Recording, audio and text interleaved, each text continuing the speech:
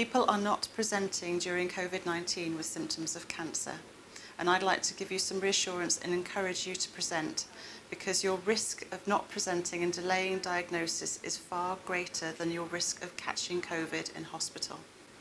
We think there are three main reasons why people aren't coming forward with symptoms of cancer. And by symptoms of cancer, I mean persistent new symptoms that last longer than 3 weeks of unexpected weight loss, exhaustion, bleeding, lumps, changes in bodily function and breathlessness that is getting worse. The first thing I'd like to reassure you is that GP surgeries are open, and they've been open all the way through COVID, but we're needing to do things differently. So you can contact us by phone, by email, you can send us in pictures of things that you're worried about. We will call you back.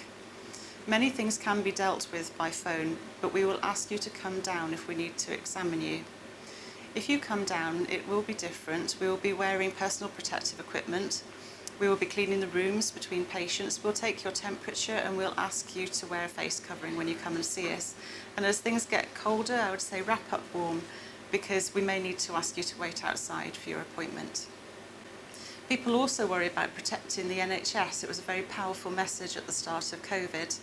And protecting the NHS means to me practicing that social distancing and hand washing, having the flu jab so we don't have a flu epidemic as well, thinking twice about taking risks that could result in major injury. But also protecting the NHS is about presenting early with symptoms of cancer, because it is much easier to treat you before it gets to an emergency. The last thing that I would like to talk to you about is people's worry about catching COVID in an NHS setting or in a hospital. Hospitals have worked really hard to create systems to make it safe for you to attend.